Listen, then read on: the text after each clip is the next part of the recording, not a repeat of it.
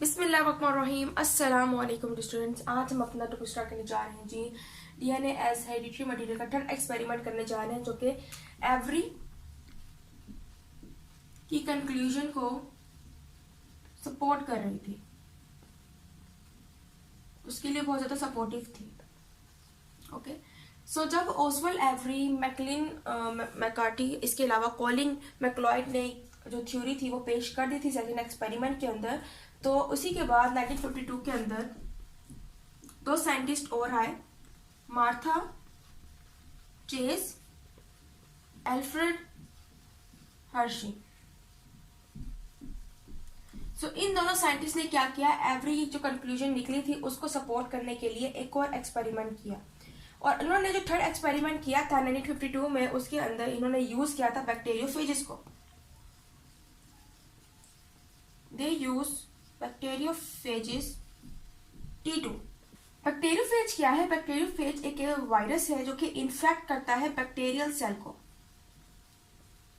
Means कि ये एक बैक्टीरिया का दुश्मन है जो कि उसको कंप्लीटली क्या कर सकता है, इन्फेक्ट कर सकता है। मार्था ने और एल्फ्रेड ने बैक्टीरियोफेज का इस्तेमाल किया। और इधर T2 का मतलब क्या है कि टू टाइप्स। बैक्टीरियोफेजेस दरअसल दो टाइप्स के होते हैं, T2 एंड T4। उसने क्या किया था, T2 टाइप जो है उसमें यूज की थी। मीन्स के इसके अंदर टू और मेन टाइप जो है बैक्टीरियोफेज की वो होंगी, जिसको हम वायरस कह रहे हैं। उसने बैक्टीरियोफेज को यूज किया और उसने उसको ग्रो करवाया। उसके अंदर ये चेंजेस की कि उसने एक बैक्टीरियोफेज जो है, जैसे वायरस की अगर मैं शक्ल बनाऊं तो वो मेरे पास इस तरह से होता है।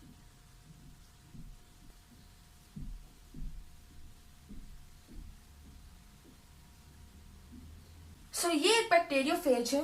ओके इस तरह के दो अगर हम ले लें तो ज्यादा आसानी हो जाएगी।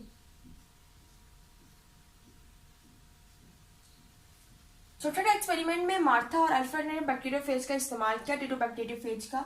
अब उसके अंदर उन्होंने चेंजेस क्या की कि जब एक्सपेरिमेंट कर रहे थे तो उन्होंने एक तो उनका जो कोटिंग थी, ओके ये है इनकी कोटिंग। ओके उन्होंने क्या किया था, जो कोटिंग थी बैक्टीरियोफेज की, वायरस की, उसको इन्होंने लेबल कर दिया था विद S35, ओके सल्फर। और जो डीएनए था उसकी उन्होंने लेबल कर दिया था विद P32। ओके अब इसकी चेंजिंग करने से क्या हुआ कि जैसे इन्होंने प्रोटीन कोड को लेबल किया S35 से, तो ये यहाँ पर हमारे पास एक्ट कर रहा है as a radioactive isotope. Okay sulphur और फॉस्फोरस जो है दोनों हमारे पास क्या रेडियो एक्टिव आइसोटोप है। जैसे ही इन्होंने इस वायरस को बैक्टीरियल सेल के अंदर डाला, ओके उन्होंने ये नोट किया कि जैसे ही बैक्टीरियल सेल के ऊपर गए तो इन्होंने क्या किया कि ये तो खुद बाहर है वायरस, लेकिन उन्होंने अपना डीएनए जो है ये अंदर रिलीज कर दिया। ओके जो प्रोटीन कोड वाला था, जिसकी प्रोटीन कोड लेबल थी, S35 से, उसने भी क्या किया, अपने कलरलेस डीएनए जो है उसको अंदर बैक्टीरियल सेल के अंदर रिलीज कर दिया था। इसके अलावा जो जिसके डीएनए क्या थे, फॉस्फोरस के साथ लेबल थे, उसने भी अपना डीएनए जो है वो क्या कर दिया था, अंदर रिलीज कर दिया था, जो कि क्या था, लेबल था। उन्होंने ये देखा कि जो वायरस था वो खुद तो अंदर रहा, लेकिन उन्होंने डीएनए को अंदर रिलीज कर दिया। जैसे डीएनए जो है वो अंदर किया और इन्होंने जैसे अटैक किया, तो बाद में क्या हुआ कि जो प्रोटीन कोड थे ये सारे जो यहाँ से हट गए, रिलीज हो गए, बैक्टीरियल सेल से हट गया और अपना डीएनए जो रिलीज करके फैल गए। इसी तरह यहाँ पर भी हुआ कि यहाँ से भी हमारे पास जो सारे वायरस थे वो क्या हो गए, मीडियम में फैल गए। अब क्या हुआ कि ये वाले डीएनए जो कलरलेस है, इनकी प्रोटीन कोड लेबल थी S35 से, और ये वाले प्रोटीन कोड जो कि कलरलेस है, इनके डीएनए क्या थे, लेबल थे with phosphorus 32। Radio active isotope का इस्तेमाल करते हुए उन्होंने क्या किया कि उन्होंने फोटोग्राफिक प्लेट का इस्तेमाल किया। और इसका इस्तेमाल करने का मकसद ये था कि रेडियो एक्टिव आइसोटोप्स जो हैं उनके अंदर जो रेस निकल रही हैं उनको देखा जाए। जब इसके मीडियम में देखी गई रेडियो एक्टिव आइसोटोप्स को, तो फिर यहाँ पर जो रेस थी वो मौजूद थी इन द मीडियम, क्योंकि रेस जो है वो मीडियम से निकल रही थी। लेकिन फॉस्फोरस में देखा गया तो यहाँ पर से जो रेस निकल रही थी वो बैक्टीरियल सेल में से एमिट हो रही थी। ओके इससे क्या पता चला कि जो हमारे पास 32 है, वो 35 है, वो मौजूद है इन द मीडियम, लेकिन जो हमारे पास फॉस्फोरस 32 था वो फाउंड हुआ इन बैक्टीरियल सेल। उसकी जो रेडिएशन थी वो पाई गई इन बैक्टीरियल सेल।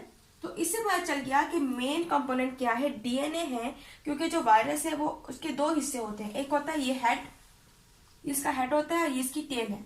ओके, अब जो हेड है उसी के अंदर डीएनए जो मौजूद होता है। असल में उन्होंने क्या किया कि अपना डीएनए तो अंदर रिलीज कर दिया, लेकिन खुद अंदर नहीं गए और खुद इससे अलग हो गए। मीन्स कि ये अपना डीएनए जो है उसी के जरिए से सारे वायरसेस जो है वो कॉज करते हैं।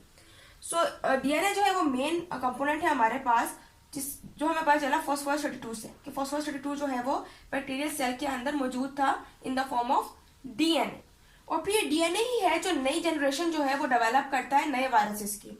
सो डीएनए हमारे पास एक्ट कर रहा है, इससे पता चलता है कि हेरिडिटरी मटेरियल है जो कि क्या करता रहता है, चेंज होता रहता है और ट्रांसफॉर्म होता रहता है और नई जनरेशन के लिए वजह बनता है। सो ये तो आज का हमारा लेक्चर। उम्मीद है आपको लेक्चर समझ आया होगा। इंशाल्लाह अगले लेक्चर में मजीद जो टॉपिक्स हैं हम उनको स्टडी करेंगे। सो तब तक के लिए अल्लाह हाफ़िज़।